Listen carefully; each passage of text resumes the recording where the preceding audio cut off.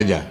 Upaya-upaya untuk menunda pemilu pasti kita halangi, seperti yang disampaikan oleh Menko Maritim dan Investasi bahwa puluhan juta orang menghendaki pemilu ditunda, sudah kita bantah melalui data yang kami peroleh dari Big Data, karena kami di BDRI juga menggunakan mesin Big Data sebagai bacaan persoalan-persoalan yang ada di daerah. Tapi wacana penundaan itu tidak bisa main-main, tapi memang merupakan sesuatu yang serius karena memang kelihatannya mereka juga akhirnya saling menguji. Mereka sedang menguji kita yang menolak juga sedang menguji keseriusan orang yang sedang mewacanakan itu. Ya kita uji-ujian sajalah. Nah, memang kita punyanya forumnya forum seperti ini. Tidak punya kekuatan yang lainnya, apalagi kekuatan fisik ya. Ya, kalau misalnya masih ada apa namanya, ada nyali, mungkin masih ada juga kekuatan untuk turun ke jalan apabila memang itu dibutuhkan. Baik, kita akan mendengarkan satu narasumber, satu yang tadinya kita akan tempatkan pada keynote speech. Nah, sekarang Pak Ketua DPD mengirimkan rekaman pembicaraan dia. Mari kita saksikan karena kurang dari 10 menit. Silakan Kang Jana. Bismillahirrahmanirrahim. Assalamualaikum warahmatullahi wabarakatuh. Salam sejahtera untuk kita semua. Yang saya hormati dan banggakan tuan rumah Forum Guru Besar dan Dr. Profesor Siti Zuhro, kolega saya di Senayan, Bapak Hidayat Nur Wahid, Saudara Doli Kurnia Tanjung, Saudara Ahmad Baidowi, Profesor Nuriyah Nurdin, Profesor Ali Munhanif, Saudara Burhanuddin Muhtadi, Saudara Yohan Wahtu, Saudara Moderator Profesor Asep Saiful Muhtadi, serta para peserta diskusi yang mengikuti melalui platform Zoom. Pertama-tama, marilah kita panjatkan puji syukur kehadirat Allah Subhanahu wa Ta'ala, karena atas rahmat dan karunia-Nya kita masih diberi kesempatan untuk bertemu dalam keadaan sehat walafiat. Sholawat serta salam marilah kita haturkan kepada junjungan kita Nabi besar Muhammad SAW beserta keluarga dan sahabatnya. Semoga kita mendapat syafaat beliau di hari hisab nanti. Saya sampaikan terima kasih kepada Insan Cita yang telah mengundang saya untuk menyampaikan pikiran dalam pidato pengantar serial diskusi akhir pekan yang diprakarsai Forum Guru Besar dan Dr. Insan Cita hari ini. Bapak, Ibu, dan hadirin yang saya hormati, tema soal penundaan pemilu 2024 memang penting untuk dibicarakan, meskipun masyarakat kebanyakan lebih tertarik membahas soal minyak goreng ketimbang penundaan pemilu ini. Tetapi ini menjadi penting jika kita mencermati kalimat Ketua Umum PKB, Saudara Muhaimin Iskandar, terkait isu penundaan pemilu yang dilontarkan pada 8 Maret yang lalu. Saat itu Muhaimin mengatakan kalau partai kompak, Jokowi pasti setuju. Kalimat ini sangat penting untuk dicermati, sebab bagi saya kalimat ini adalah salah satu permasalahan fundamental bangsa ini, di mana hegemoni partai politik sekaligus tirani mayoritas partai politik di Senayan adalah persoalan mendasar bangsa ini. Kalimat tersebut menunjukkan bagaimana negara ini bisa diatur suka-suka atas dasar kekompakan partai politik saja. Asal partai politik kompak, mau apa saja pasti bisa.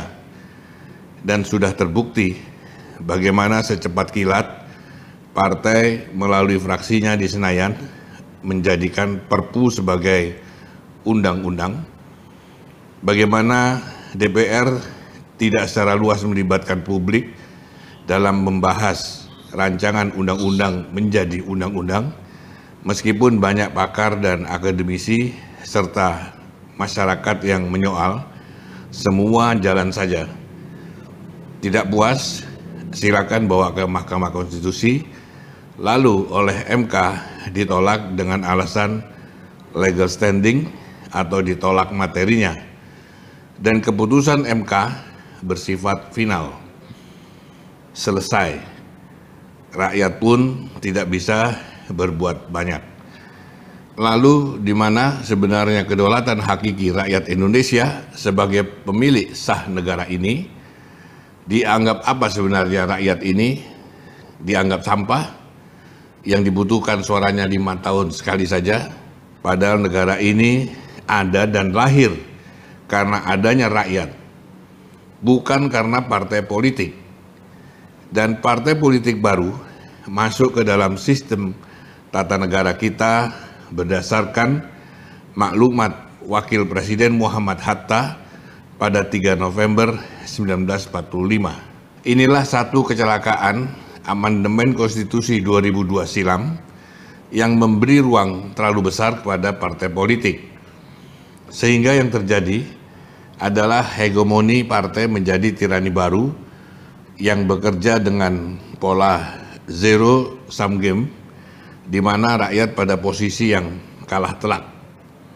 Makanya saya katakan demokrasi di Indonesia sejak amandemen telah berubah arti, karena bukan lagi dari rakyat, oleh rakyat, dan untuk rakyat, tetapi telah berubah menjadi dari rakyat, oleh partai, dan untuk kekuasaan.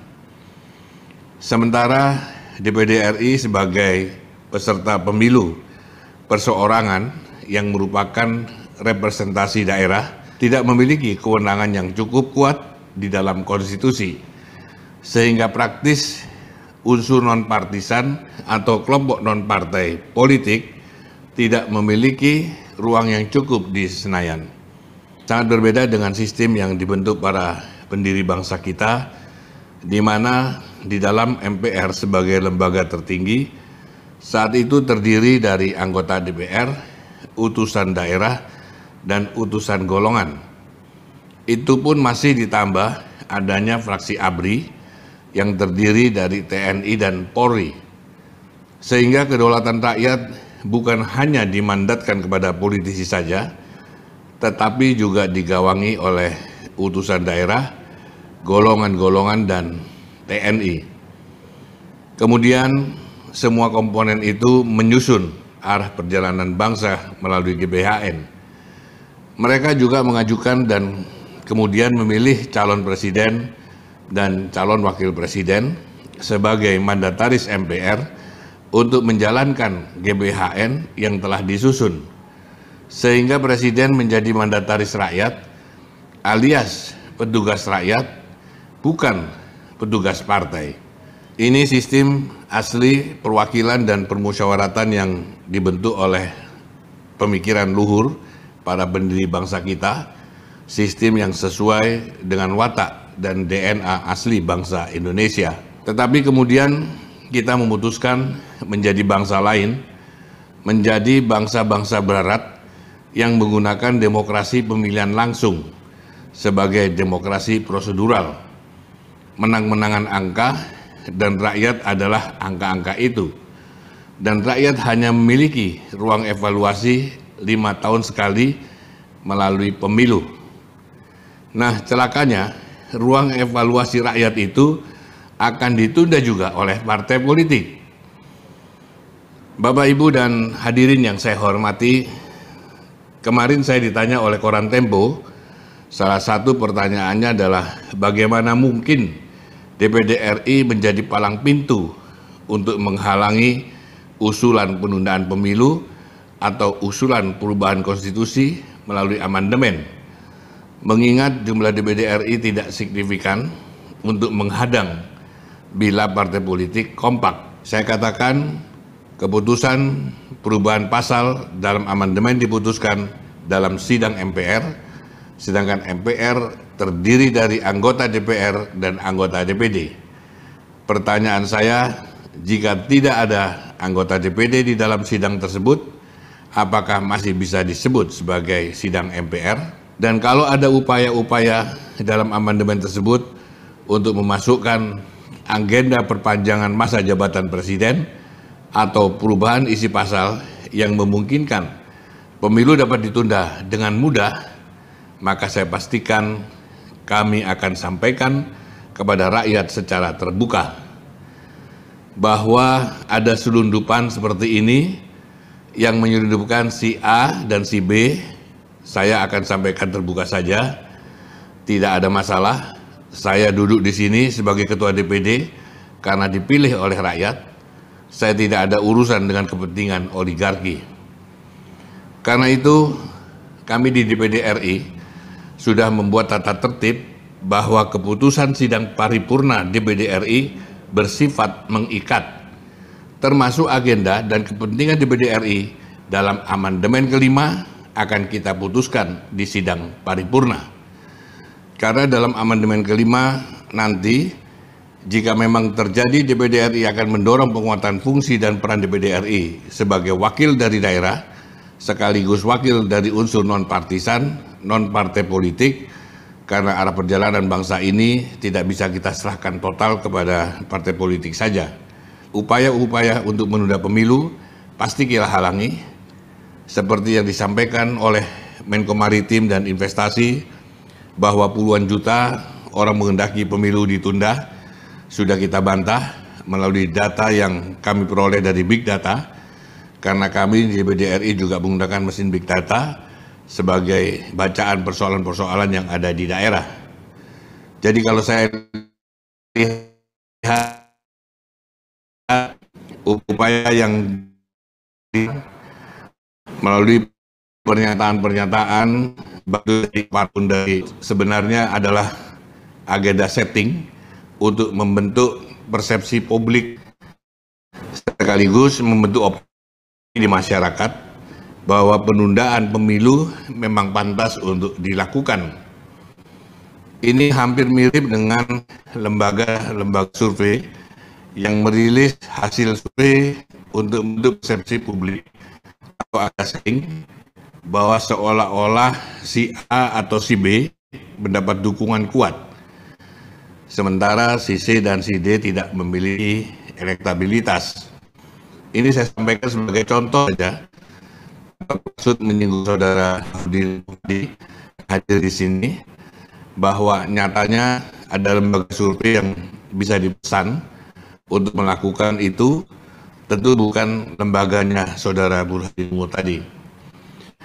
Bapak, Ibu, dan hadirin yang saya hormati, jadi menurut saya persoalan penundaan pemilu atau perpanjangan masa jabatan presiden harus kita tolak dengan menggunakan kerangka berpikir seorang negarawan, bahwa penolakan ini adalah prinsip yang dikehendaki bangsa ini.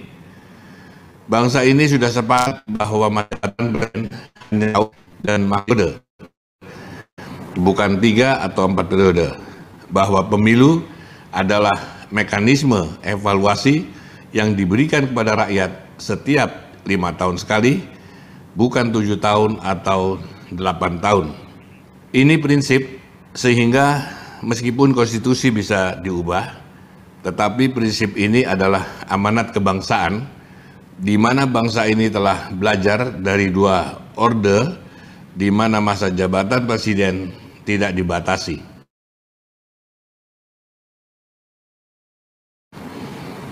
Saya pikir itu yang dapat saya sampaikan sebagai pengantar dalam forum diskusi ini.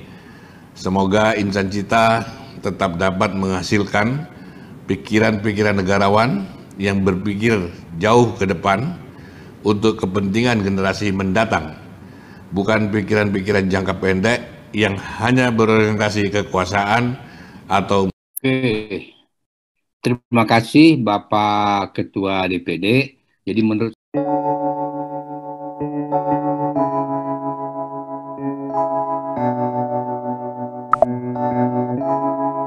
feels like love, Cupid made a shot straight into my heart. Now I'm falling fast and my world's expanding. Feels like love, even though we're kinda nervous together.